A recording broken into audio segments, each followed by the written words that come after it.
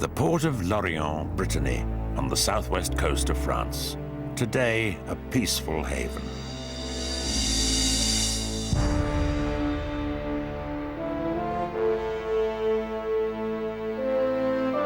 During World War II, these concrete pens housed one of the most deadly military machines ever created, the Unterseeboot, the German U-boat.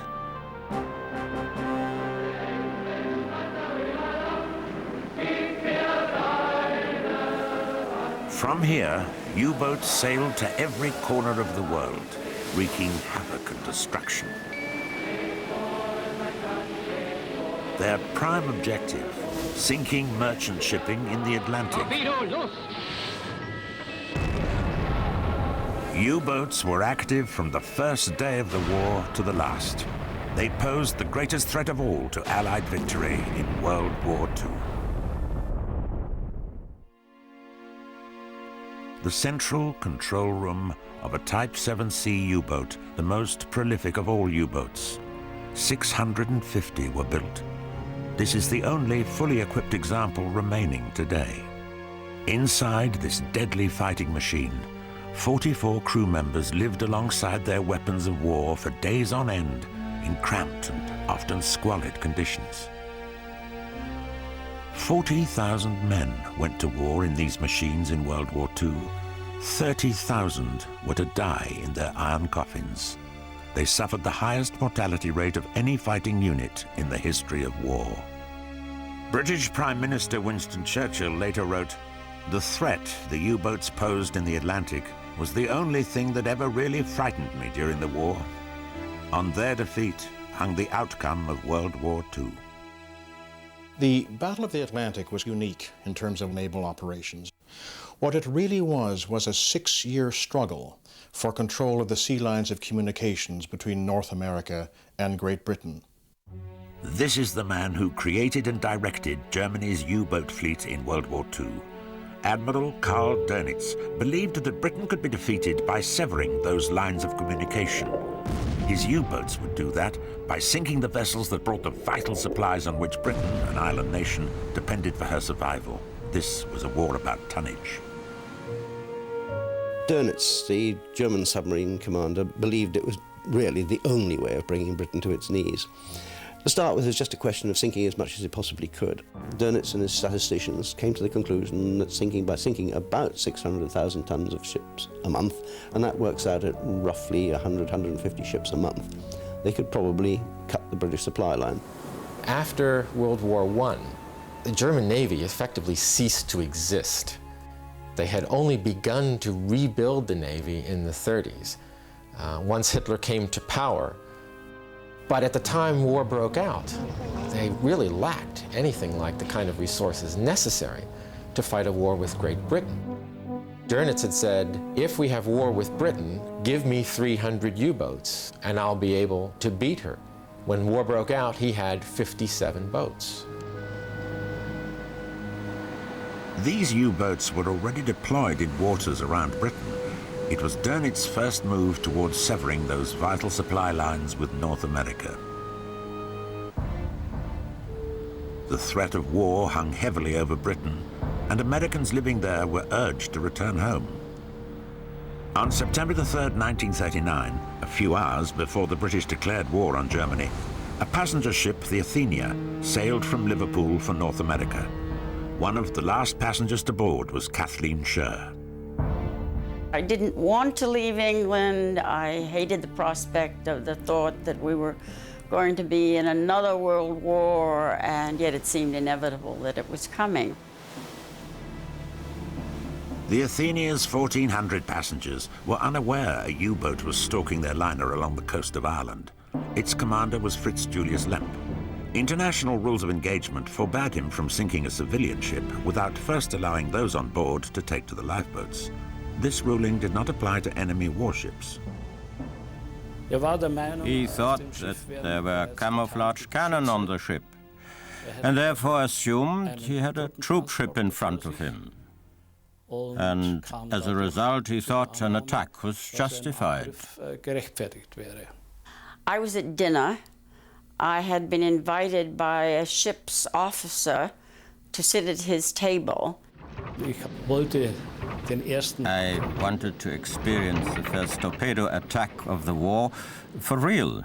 The first shot came smoothly out of the tube, and after a short while came the detonation. There was this incredible, absolutely incredible explosion. Everything went pitch black, a lot of screaming, a lot of yelling. Only when we tuned into the merchant shipping frequency in the radio room and received the distress call did we realize that it was the Athenia with 1,400 passengers on board. But by then it was too late. Ships responded to the Athenia's SOS messages. Kathleen was in an open lifeboat for 9 hours before being rescued. I remember watching the Athenia turn turtle, and this great hulk rose up into the air and then went down. Kathleen was lucky. 118 passengers perished, 28 were US citizens. There was international outrage as survivors disembarked in North America. When Lemp returned to Germany, he was secretly ordered to forge his patrol log, removing any reference to the Athenia. This defied every naval convention. Lemp handwrote 2 pages, making the changes. Then I typed out these notes, and they were added to the official war diary.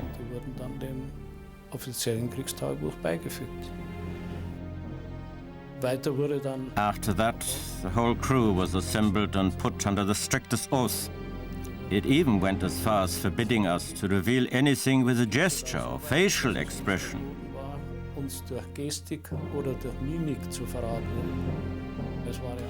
It was also very depressing that the rest of the world knew the truth, but we had to lie about it. Germany's Minister of Propaganda, Goebbels, blamed Churchill for the sinking of the Athenia, a British plot, he claimed, to lure the United States into the war.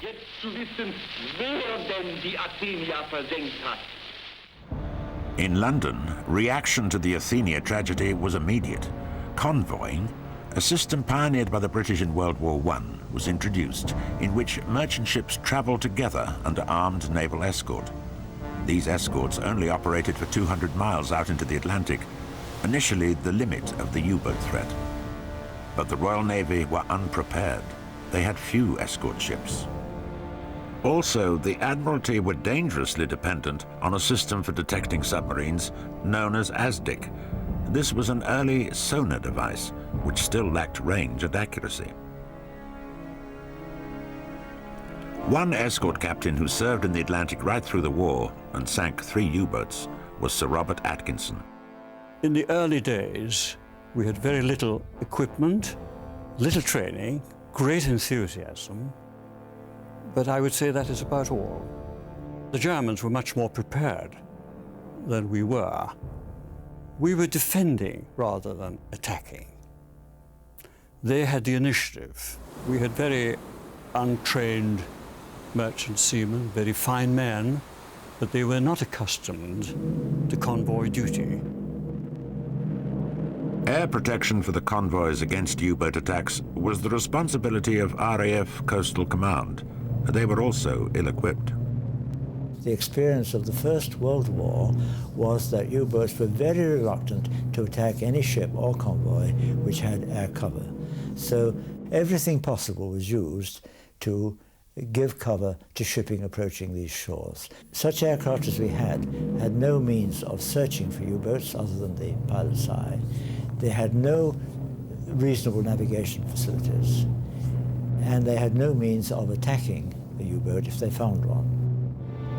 As Britain faced the realities of a major war and began to build up its fighting resources, one man early on was looking to a distant shore for help in the conflict. Winston Churchill, First Lord of the Admiralty at the beginning of the war, was already developing relationships with the USA and its president, Franklin D. Roosevelt. He wanted to help his British allies, but faced opposition. There was a very strong isolationist feeling. It developed partly because of World War I, where there was a group that felt that we had no business entering in the European war. Nevertheless, we did get into it. In World War II, this group was even stronger, and it had control of Congress. It was not a political thing. It was an internal feeling that the war in Europe is not our war, and we should let them fight it out and not involve ourselves. I'm wishing for the avoidance for my country of the heartbreak that can be America's only reward for participation in another European mess. Roosevelt had to go forward very, very gradually, never announcing a major change of policy, but simply moving forward step by step in the way of help over armaments and other supplies, and he moved with great circumspection. His first step was to revise America's Neutrality Act in late 1939, which ended a US embargo on supplying arms to the warring factions. It now allowed trade with them all on a cash-and-carry basis. In reality, this was designed to favor Britain and France because they had control of the sea lanes to America. It was this broad expanse of water along Canada's eastern seaboard that became the main assembly point for getting those vital American goods to Britain. Canadian support for Britain's fight against Hitler had been absolute from day one of the war, and the deep water port of Halifax, Nova Scotia, was of critical importance. It was the central port on the Atlantic coast from which convoys were formed up for the long trek across the treacherous Atlantic to Great Britain. The term escort can apply either to the individual warship or to a screen consisting of a number of warships. And the principle of convoy protection was really the safe and timely arrival of the convoy. And that means that the escort would really not want to leave that convoy to go chasing after submarines. And that's why quite frequently escort commanders did not have a high number of submarine kills, because their duty was to press the submarine down, that is, keep it underwater where it was out of contact with the convoy, moving more slowly. It was not the submarines killed which was important for the escort. It was the amount of shipping safely transported across the ocean. This was the U-boat that terrorized those North Atlantic convoys, the Type 7C. A submersible rather than a submarine, it traveled on the surface for 90% of the time. With a maximum speed of over 17 knots from its twin diesel engines, it could outpace many of the defending escort ships. But when it submerged and became dependent on its electric motors for propulsion, its speed was halved. The Type 7C was that which Dönitz personally preferred because they were most suited for convoy battles in the North Atlantic. They were very maneuverable, especially underwater, and that was something that Dönitz considered very important. They would spend a patrol of perhaps 4 to 5 weeks in the North Atlantic, engaged in convoy operations. The commanders of Type 7Cs tended to be younger men, and the Type 7s themselves embodied the virtues of younger commanders. More energetic, more prone to the offensive, greater optimism. All these are reflected in the use of the Type 7C. The Type 7C brought immediate success, and the era of the U-boat aces began. Only 2 weeks into the war, Otto Schuart sank the British carrier Courageous. 500 died. 3 weeks later, Gunther Prien and his crew, in a daring raid against the British Grand Fleet moored at Scapa Flow, sank the battleship Royal Oak. 800 died. It was a propaganda coup. Prien and his men were the toast of Germany. In Berlin, they were awarded Iron Crosses, and Prien addressed the nation. Wir haben uns durchgemogelt durch die Bewachung und waren plötzlich drin. Drin im Hafen von Scapa Flow, wie im Hafen der englischen Seemacht. Where Ace Prien led, others followed. The most celebrated U-boat commander of all, the tonnage king, was Otto Kretschmer. He sank 38 Allied ships. My father had been an officer in World War I. As boys, my brother and myself were taught that the most important thing for a man in Germany is a high sense of duty. Not only normal duty, but also everything beyond the normal call of duty. Kretschmer had trained in the 1930s and learned the orthodox tactics for launching a U-boat attack. This meant firing a spread of 3 torpedoes into the convoy from outside at a distance. Practical experience taught him there was a more effective method of attack. He devised his own close form of engagement, taking his U-boat inside the convoy. He first tested it on a training exercise. I tried out my new tactics, going past the escorts, very close to the target, and firing a torpedo at point-blank range, and not a spread from outside. And these escorts at the training establishment, they were so clever. They knew everything, how to defend a target and against submarine attack. If I succeeded with them, I shall succeed in the Atlantic against enemy escorts who have come out across the Atlantic maybe and are in stress and strain. Hiding beneath the surface by day, Kretschmer would launch his torpedo attacks on the surface at night. With the cover of darkness and firing his torpedoes close into the target, he was harder to locate. He would carefully select the most valuable victims and apply his philosophy of 1 torpedo, 1 ship.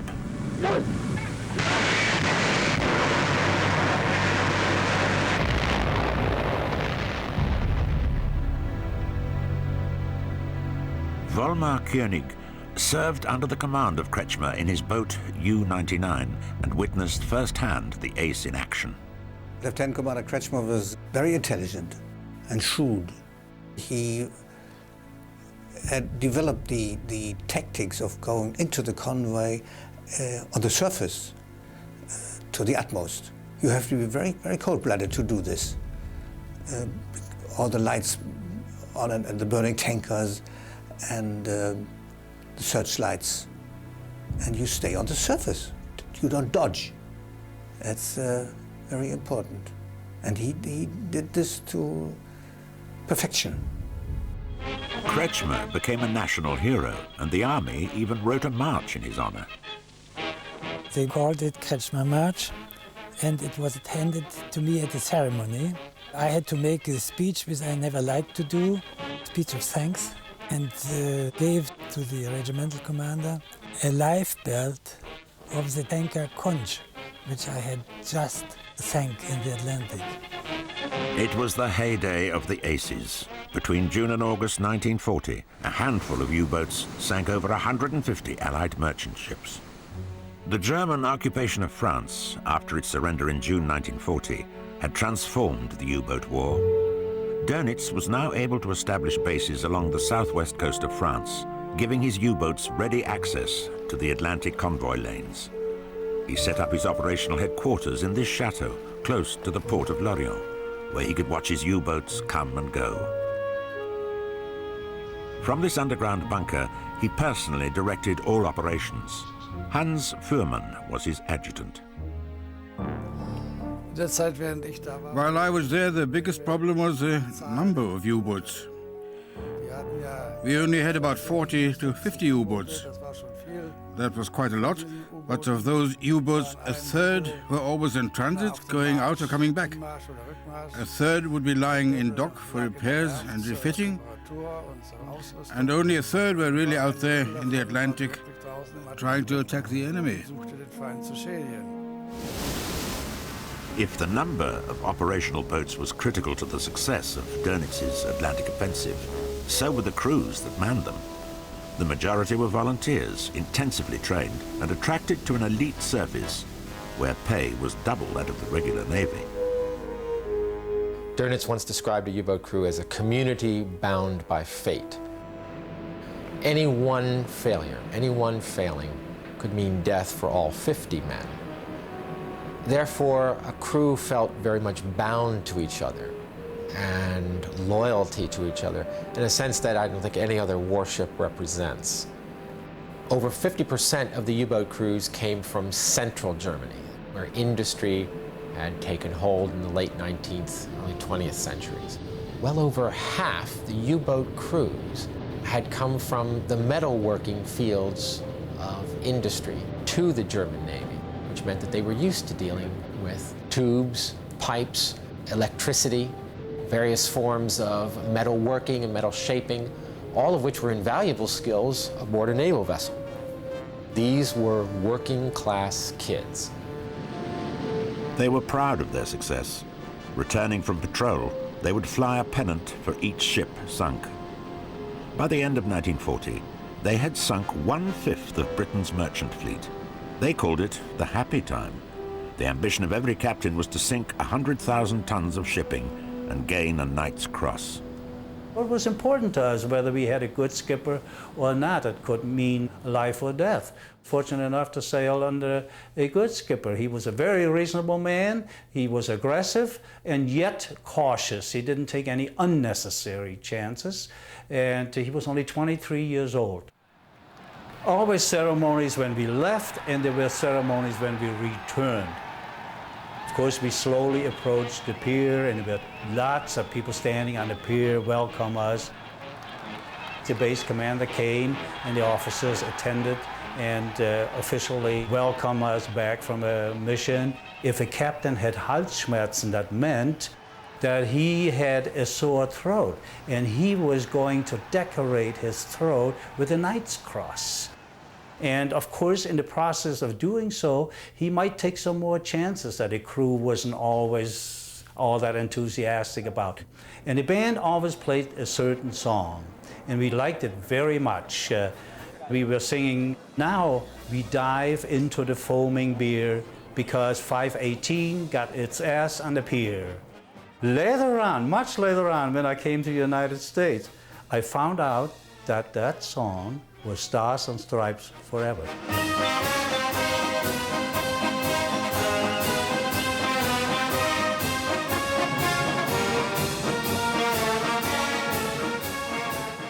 Well, of course, when we got ashore, the drinks and the beer in particular, it tasted very good because there was no drinking on the submarine. And of course, there were the pleasures of the flesh. They loaded us into a bus and took us to the next town and let us out near the bordellos that were there, and we frequented the prostitutes and make up for lost time. Didn't take us long to catch up, however. We had our own special train that ran from the western coast of France all the way back to Germany, to Hamburg, and it was a very comfortable train. That was one of those little privileges that we had. The relationship between Admiral Dönitz and his men in the U-Waffe, or the submarine service, can perhaps best be described as personal. He identified his submarines as his submarines and his men as his men. He made a point of personal contact with his commanding officers. He knew the crews. He epitomized for them what it meant to be a submariner and a member of a very special elite crew. Kaplan Hofmeister, seiner Mutter das U-Boots-Kriegsabzeichen zu überreichen.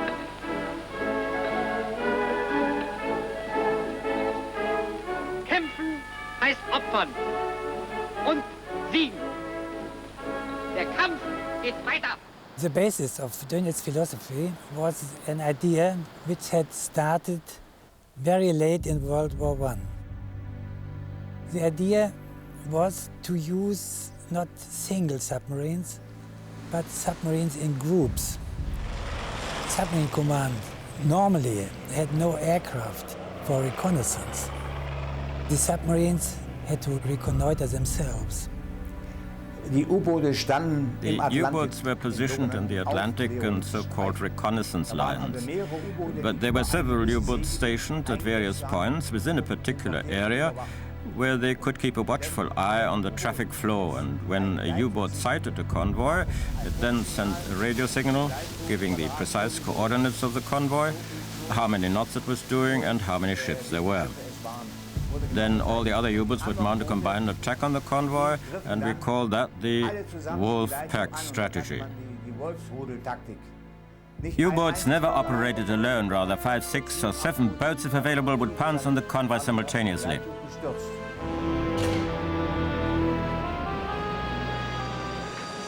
It was first called group tactics. About the end of the year 1939, I got into a train and entered the restaurant car. I saw Dönitz with some other officers sitting there for dinner. Dönitz said the submarine force really needed a slogan. And then he took his table napkin and put down some words. U-Boote sind die Wölfe zur See, angreifen, reißen, versenken. U-boats are the wolves at sea, attack, tear, sink.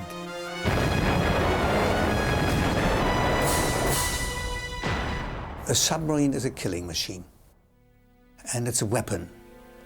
And the people serving on a submarine are eager for success. You spot the ship, you spot the convoy, and you fire the torpedo, and you look at the stopwatch and say, well, by now it should have hit the torpedo. Suddenly it gives a big bang and say, well, it's a hit. And you are proud of success, and you don't think of the poor people. You don't think so. And you don't see the subject you are shooting at. Perhaps the captain does, to the periscope, or the people on the bridge if you're fighting above the surface. It's impersonal. It's a fighting machine, and you are part of the machine, a little wheel. And you don't think of these consequences. It might be bad, but that's the way it is. The merchant seamen who sailed out from Liverpool and other British ports were the unsung heroes of the Battle of the Atlantic. Drawn from all nationalities, they put their lives on the line to transport the vital supplies from North America. 30,000 paid the ultimate price. Well, to be torpedoed is a very horrifying experience. Now, depending on what type of merchant ship you're on, if you're loaded with explosives and you're hit with a torpedo, there's one big explosion. The ship disintegrates, and there's usually no survivors. If you're on a tanker, particularly loaded with aviation gas or high-octane gas, there's a big ball of flame after being struck with a torpedo, just conflagration. And again, there's very, very few survivors. I always slept with my clothes on. I always had my boots where I could grab them. I always had my life jacket. Most of the time slept with it, even washed with it. When I used to do the dishes, I used to take them out on the deck and lay them on the water, pans of water on the hatch, top of the hatch, and wash them there. And they used to say, why are you doing that? And I used to say, well, if we get hit, I want to be outside where I won't get jammed. We were in the part of the ship which is almost impossible to escape from under conditions of being torpedoed. The engine room, of course, being the focal point of any torpedo attack, being the most vulnerable part of a ship in order to disable it. We felt very keenly our exposure down there. Really, we felt that if we were ever torpedoed on watch, we really didn't have a chance to escape. I've seen many, many ships sunk. In fact, we're so close to some of them, sometimes you'd feel the heat from them. And these men were in the water, and oily water, and crude oil, and black bunker, and we were not allowed to stop, to pick up survivors.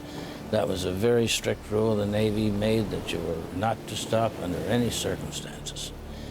So it's pretty bad when you know there's people in the water there hollering for help, and there's not a blessed thing you can do about it. There's one ship designated to pick up survivors, and if that ship found you before you died, exposed from exposure, you were probably saved. If not, you're just another casualty in the North Atlantic.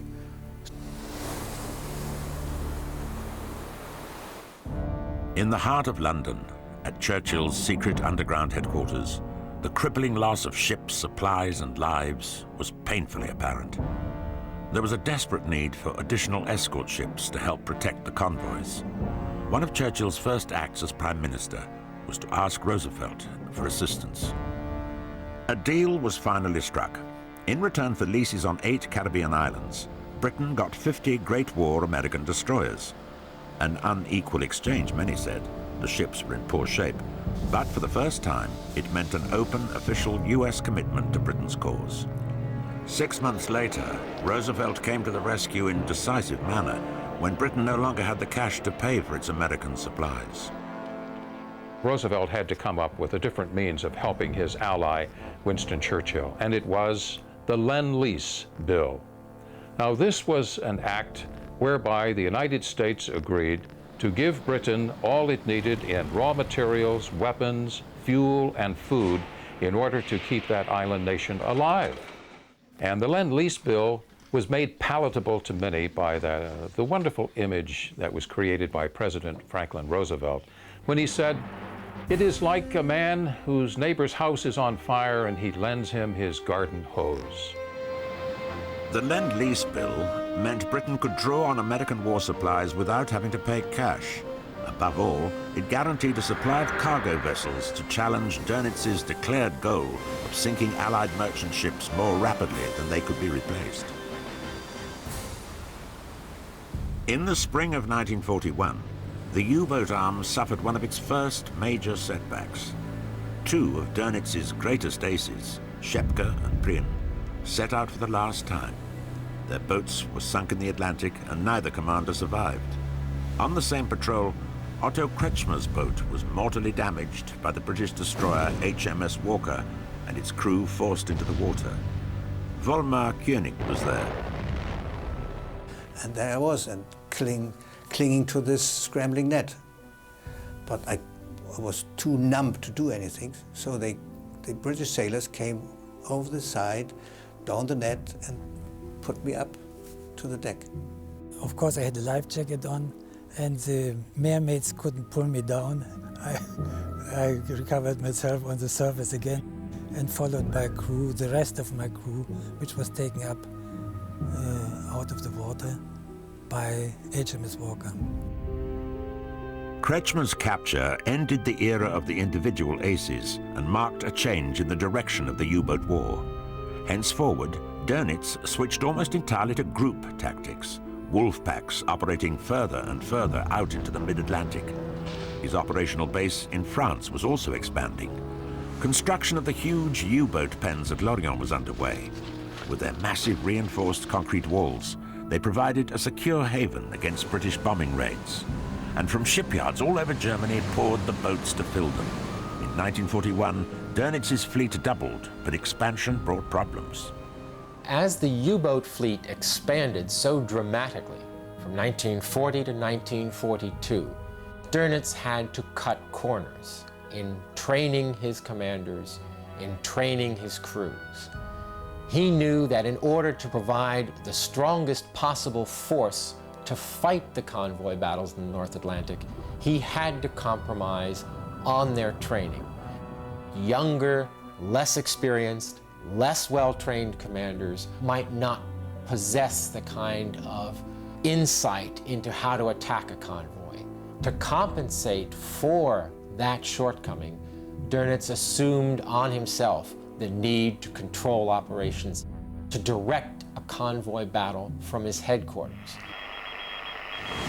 One of the prime characteristics of the direction of the submarine war in the Battle of the Atlantic was radio communications. And Admiral Dönitz would constantly have radio contact with his ships. He was conducting war on their behalf, directing them towards certain convoys, directing them towards certain task groups, demanding that they submit weather reports, whatever the case might be. In fact, he was known to have sent a lot of signals which, from a purely operational, tactical point of view, were utterly superfluous. And sometimes it seemed as though he himself really didn't understand the risks he was asking his commanders to undertake. Frequently, in replying to these signals, the submariners were exposing themselves needlessly to danger. British naval intelligence knew in World War I everything about the position of German U-boats, because also of the radio chatter. They took bearings, they knew where they were. Locating the position of the enemy by tuning into his radio signals had been written about in an obscure English publication in 1931. Kretschmer had discovered this book during his midshipman training and not forgotten its lessons. Some of the chapters gave me so much information about submarine war. First of all, not to use a radio, to keep radio silence, and know how efficient British naval intelligence was. In a leafy suburb 50 miles north of London lay hidden one of the most powerful and secret weapons of World War II, the British government's communications headquarters at Bletchley Park. Their highest priority was to crack the German naval code. This machine lay at the heart of that code. Every U-boat had one. It ciphered and deciphered all the secret messages that passed between Dönitz and his U-boats. It was considered impregnable. The British called it Enigma. The German cryptologists had taken their steps to protect their messages with the very invention of the Enigma cipher system. The number of combinations was, it has recently been calculated, greater than the number of atoms in the known universe, and would have taken many more eons than the universe has been in existence to come up with the possible correct answer. Inside this Edwardian mansion, the Bletchley Park codebreakers began the seemingly impossible task of trying to break the Enigma cipher system. At the beginning of the war, 70 people worked here. That number was to grow to 12,000. The people at Bletchley Park were mostly intellectuals. Many of them were expert chess players, mathematicians, linguists, and a few professional cryptographers. It's important to understand that the breaking of the German naval enigma was a much more difficult problem than the breaking of the German Air Force or Army enigma. The reason was that the German naval enigma was set up by keying books, which told you which order the rotor should be put in and where their starting positions were and a number of the other keying variables. It wasn't possible, really, to crack the enigma without the knowledge of the keying variables organized in this book. In the middle of 1941, Harry Hinsley, a young undergraduate, had the idea that it might be possible to capture some of the keying books from some German weather ships, which were isolated to the northeast of Iceland. The Germans were keeping weather trawlers up among the icebergs. We knew their positions. And most important of all, though this was a guess on my part, that they carried the enigma. And with that information, the Admiralty went and captured a trawler. It was a stroke of fortune that the Germans had the enigma in those little ships, little fishing ships. It was unbelievable. I couldn't believe my eyes when I thought, well, they've got the enigma. I could hardly believe myself. But they had. And that was an amazing, amazing stroke of luck. Further treasures were about to be recovered from the Atlantic to help the codebreakers crack the Enigma system. U-110, under the command of Fritz Julius Lemp, who sank the Athenia on the first day of the war, was blown to the surface by a Royal Navy escort group. For David Baum, it was to be the most important day of his life. Well, I was the sub-lieutenant, aged 20, in HMS Bulldog, which was the leader of a third escort group in the Atlantic. We were there, and Obrisha and HMS Broadway, an old American destroyer which had been given to us. We all opened fire with all our guns on U-110, the object being to rattle the crew, to get them to abandon ship. Lemp saw a destroyer tearing directly towards us. One of the destroyers was the Bulldog, and the other one was the Broadway. At the last moment, the Broadway got an order from the Bulldog to abort the ramming. Captain Baker Cresswell, captain of Bulldog, shouted through the megaphone, don't ram, because he wanted to preserve U-110 and just stop Broadway from ramming her. Aborting the ramming at the last minute was fatal for us, because Lemp had assumed that they would cut us in half, so everyone had to get out. And in this situation, he of course shouted down, "Get out, out, out!" And when we radio operators asked, "What about the secret papers and so on?" he said, "Leave it all in there, get out, out, out." He tried to save the life of every single man. When we were in the water and the boat didn't sink, then it was too late to do anything about it. We could see Obrisha was told to pick up all survivors, and they picked up all the German crew, popped them down below immediately, so they couldn't see what was going on. And my captain ordered away armed boarding party and told me to take charge of it. They rowed over to the stricken sub, with David at the helm, not knowing whether demolition charges had been set or German crew members were still on board. David courageously went down inside the submarine ahead of his team. The hatch going down below was closed. I don't know why it was closed, but it was closed. I opened it up. Didn't seem to be anybody there, so I went down.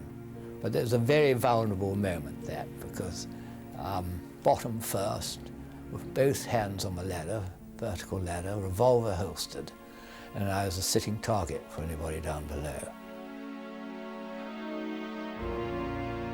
I looked both ends of the ship. You could see right through to the battery room, the engine room, and then up forward to the torpedo compartments. And didn't seem to be anybody on board at all. Very eerie, absolutely silent, except for the flopping of the waves against the hull. So I then shouted up, got the crew down, and then we started ransacking the place. All the books and the charts and absolute mess of code books, signal books, cipher books, everything we could find. We passed up and into a relief boat. The captain had sent a motorboat over from a Broadway, and that took all the gear. But what happened to Lemp, last seen by his crew in the water? It's widely believed he tried to reboard his U-boat in a desperate effort to sink it, and was shot by the boarding party from Bulldog. I know from time to time it's said that my boarding party shot Lemp. There's absolutely no truth whatsoever in this. None of us fired a single shot. And we didn't see the survivors. They'd been picked up or were being picked up the other side of the U-boat. And I think Lemp must have realized that the U-boat wasn't sinking. He may have seen us going over in the boat. And thinking of his past too, when he'd sunk the Athenia, which was quite a controversial matter. And I think he probably felt this is really it, letting my boat be boarded, not sinking it. And he probably just committed suicide in the water. David's cryptographic treasures from U-110 were rushed to Bletchley, and together with the seizures from the weather ships, the code breakers were now able to crack the Enigma ciphers. It was one of the outstanding achievements of World War II. The British were soon reading the secret messages that passed between Dönitz and his U-boats as rapidly as the Germans themselves. We began to read regularly the U-boat ciphers, and we read it without fail every day. The use of the Enigma, the fact that it was so regular, so current, meant that we were more or less able to route the convoys away from U-boat positions. The pendulum in the Battle of the Atlantic had swung for the moment in Britain's favor. By mid-1941, the convoys were getting through with reduced losses, and the United States, though technically still neutral, was playing an ever-increasing role in ensuring those vital war supplies reached British shores. We were in the war against the German U-boats, helping England, long before the United States technically declared war. I know, I was there. I was in a destroyer. We convoyed across the Atlantic Ocean. We escorted across all the way to Iceland from the United States. Some of our fellows escorted all the way to within 100 miles of the shore of England.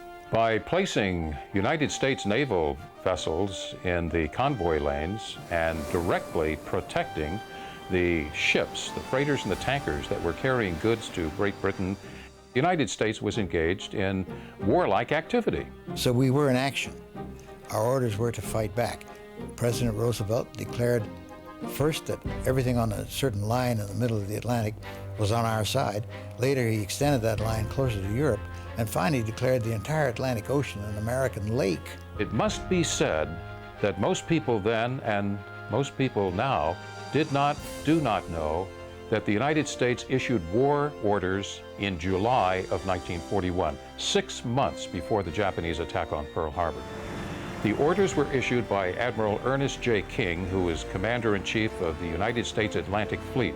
This was a direct action for the United States Navy to go to war. On September 4th, a destroyer, the USS Greer, had an exchange of fire with a U-boat at sea. Both missed. There was no damage done to either side, but the exchange of fire that everybody had worried about had taken place. The following month, the destroyer Kearney was torpedoed and 11 seamen died. American blood had joined the Atlantic War. Our American merchant ships must be armed to defend themselves against the rattlesnakes of the sea. Even as Roosevelt spoke, one of those rattlesnakes, U-552, was hunting its prey in the Atlantic. Our American merchant ships must be free to carry our American goods into the harbors of our friends. In command of U-552 was Erich Topp, one of Donitz's greatest aces. And our American merchant ships must be protected by our American Navy.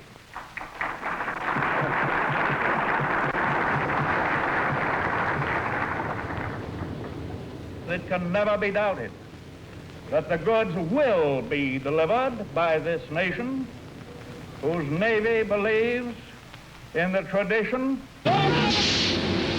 of damn the torpedoes, full speed ahead. 4 days after Roosevelt's speech, Topp torpedoed the American destroyer Reuben James. It was the first U.S. Navy vessel to be lost in World War II. 2/3 of the ship's company died. As far as I was concerned, the Reuben James was a British destroyer protecting a British convoy. And therefore, I had no qualms about attacking her.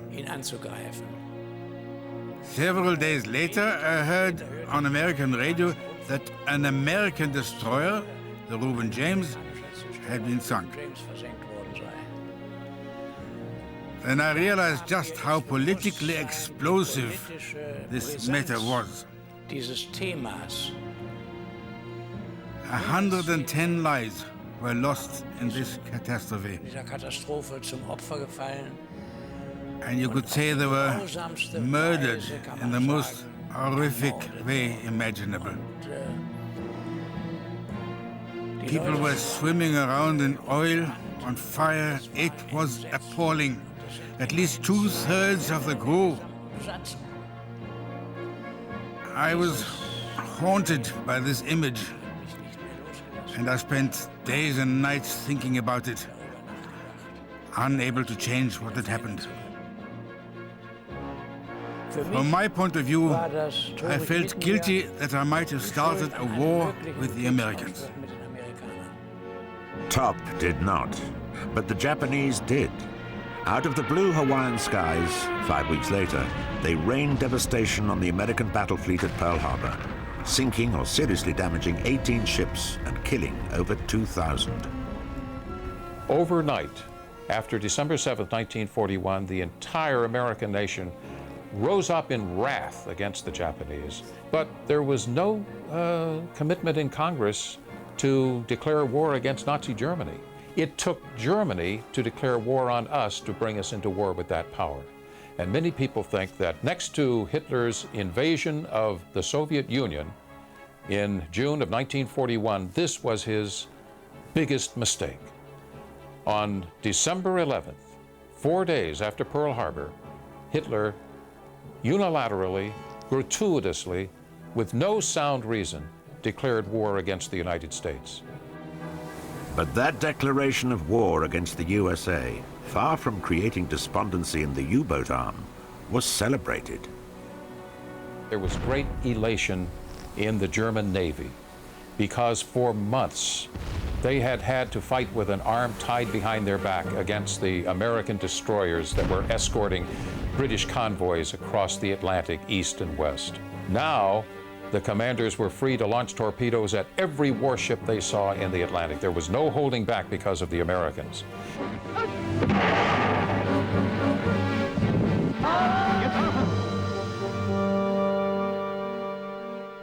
Dönitz secured permission from Hitler to go ahead and plan an attack along the east shore of the United States, from Maine to Florida, in an operation that Dönitz called Paukenschlag, drumbeat. Now, Admiral Dönitz thought that his U-boats would have no problem with the United States Navy because they were untrained and unprepared, and in Dönitz's view, and certainly that of Hitler too, the United States Navy was unprofessional.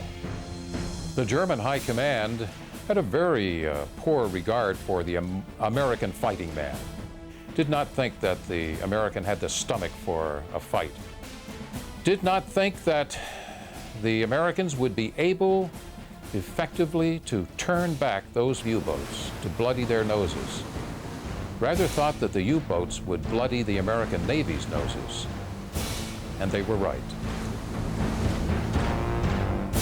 It was the greatest maritime disaster in modern times. It was the greatest defeat at sea suffered by the United States Navy in World War II. It was an Atlantic Pearl Harbor.